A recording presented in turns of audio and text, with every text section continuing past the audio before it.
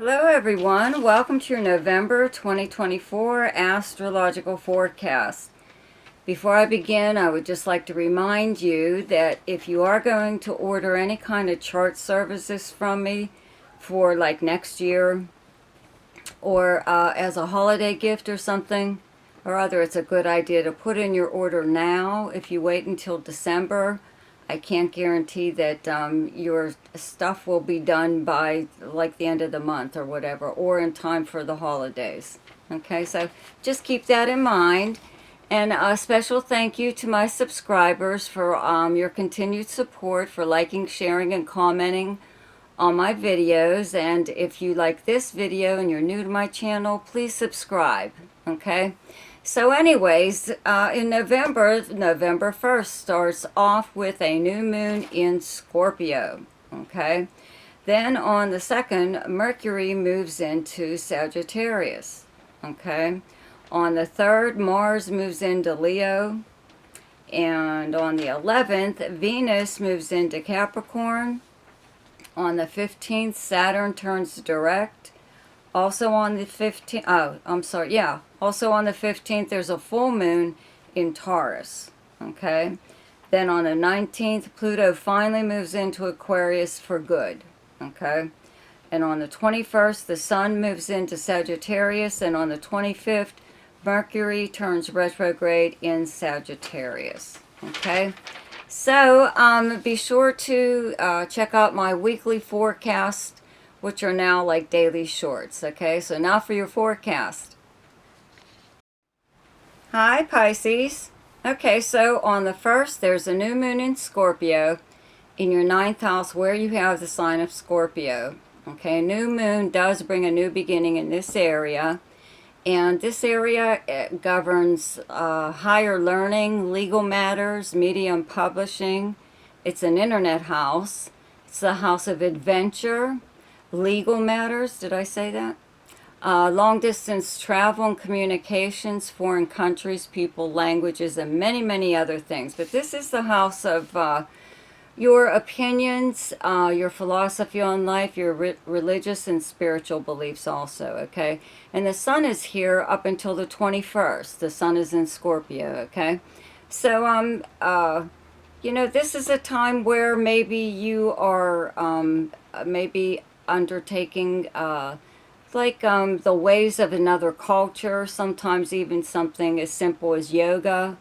You may decide to take up, some kind of way of like living or eating even, as far as that goes. You may change your diet to a foreign culture for whatever reasons, for your health reasons, but also for beauty, whatever, something like that, okay? But you could also be starting a class of some kind that for your own interest, something that you've always wanted to know. And it could be something that you're just, even if you're just watching videos online, you're learning something. Or it could actually be a class that is online, but not necessarily in a traditional school environment where you're actually in a building.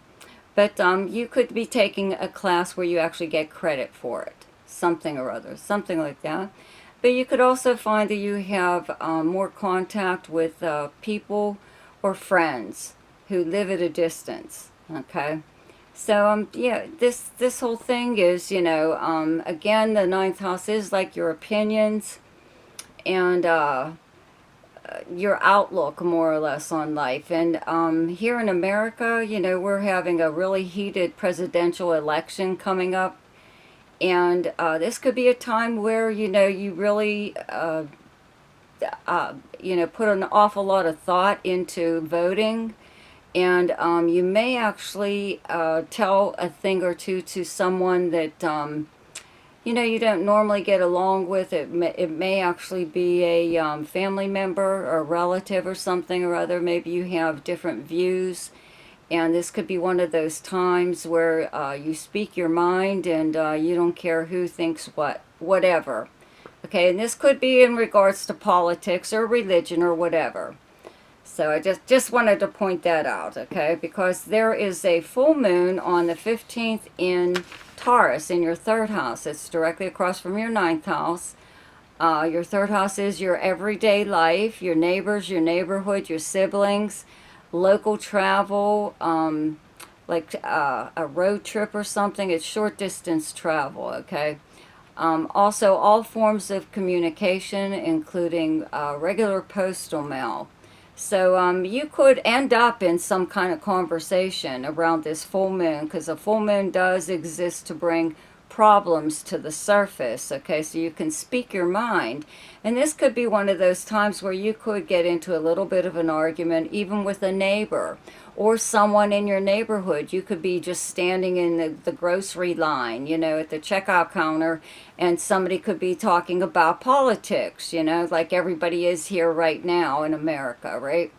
And you could get into a bit of an argument or something with someone, you know, or a disagreement.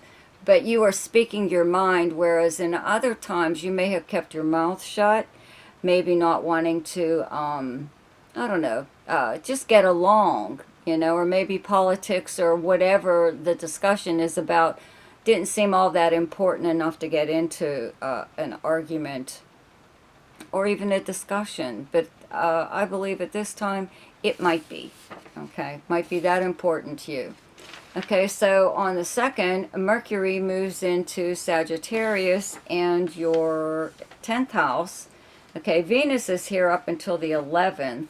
The Sun moves here on the 21st, and then on the 25th, Mercury turns retrograde in Sagittarius, and I believe it's in Sagittarius all of December. So your 10th house, where you have Sagittarius, is your most public house, okay? It's how the public views and speaks about you publicly, okay?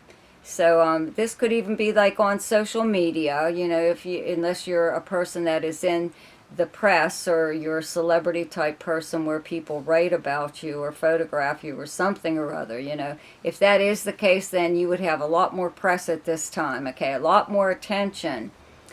But Mercury here, though, means that, you know, you are, if you were looking for another position, especially with Mars is moving into Leo on the 3rd and into your 6th house. That's where you have the sign of Leo. And the 6th house is the workplace, okay? It's the kind of work that you do, your co-workers. It's also your house of health and house of service to others, okay? So you could be actually looking for another position. Excuse me. Sorry about that. So anyways, excuse me, I received a phone call. Okay, so anyways, you have all of these planets in your 10th house of your career, how you're known by reputation for your career, but also your public persona, okay? And you have Venus here. If you listen to my video for last month, when Venus is in your 10th house, I always say your 10th house, your first house, or your own sign. You can do no wrong, okay? People find you far more appealing now than at any other time, okay? So you still have up until the 11th to milk it, okay? To have Venus in your 10th house. You know, you should notice that you're getting an awful lot of attention, okay? You'll get even more when the Sun moves here on the 21st, okay? But having Mercury here and getting back to Mars just moving into your 6th house of the kind of work that you do in the workplace, if you were looking for another position, you know, this would be the time to kind of do that. You may have already been looking for another place to work just due to the fact that you have Saturn and Neptune in your 1st house in Pisces, in your own sign, and you know, you could be very seriously thinking about changing jobs or even careers or something or other, okay? So this might be one of those times where you apply for or inquire about a position that you're interested in. And then once Mercury turns retrograde on the 25th, like if you don't hear back, you know, from, you know, if you inquire like at the beginning of the month and you don't hear anything back, when Mercury turns retrograde, you will probably hear from someone like at the end of the month into December. Okay, could be, you know, something that a lot of employers post jobs, you know, at the end of the year that are starting in January. So if you were actually looking for something, it's a pretty good time of year to be doing that, you know, end of the year. Okay, so also you may notice that your name comes up in social media posts a little bit more than usual. That's just having Mercury here. Okay, people are discussing you or talking about you or wondering what you've been up to. Okay. Also, it's a good idea. I mean, not that there's anything really pointing this way, but I would be careful in what I said publicly or posted on social media at this time, because everybody's watching whatever it is that you're doing, more or less, or saying. Okay. So Venus does move into Capricorn on the 11th, and it's there till the end of the month, and it's in your 11th house of friends and acquaintances. This is socializing in person or online, where you would normally go to hang out, any group or organization that you belong to, and also the house of dreams, hopes, and wishes.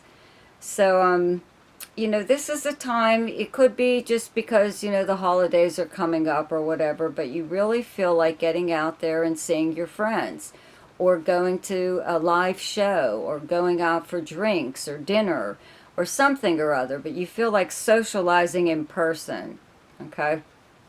But if you can't, you could also just be online, find yourself on social media a lot more than you normally are. Okay.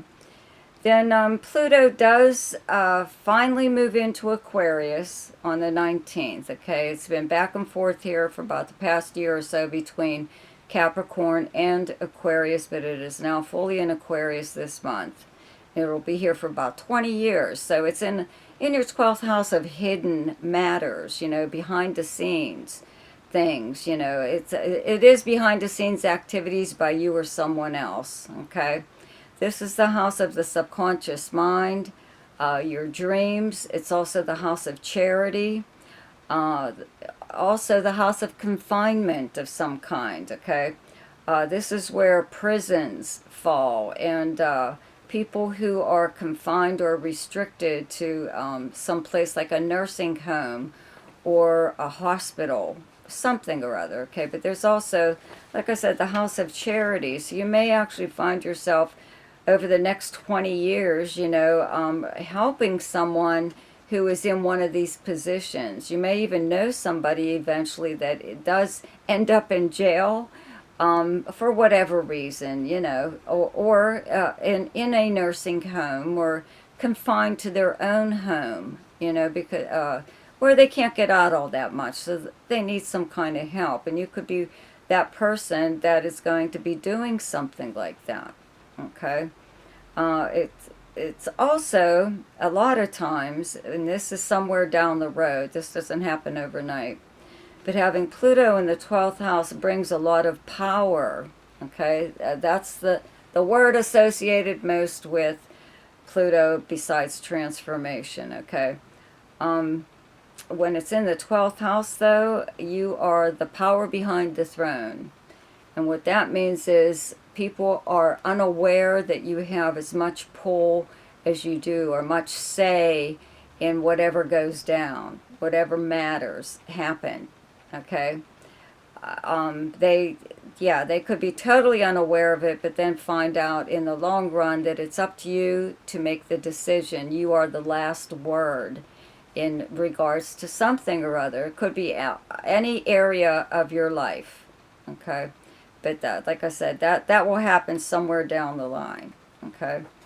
Also, Saturn in Pisces right now turns direct on the 15th. So if you had anything that was making you feel stuck, like you weren't getting anywhere, it was very tedious, you had to keep doing the same thing over and over again, you really worked very hard at something to get it moving, you know, and you did everything possible. You were very specific and very detailed in whatever it was you were doing, you know, and it wasn't doing anything, you know, so now it will start to move forward, whatever it is. Could be something personal that you are doing in your life, even to yourself, or even to your appearance, you know.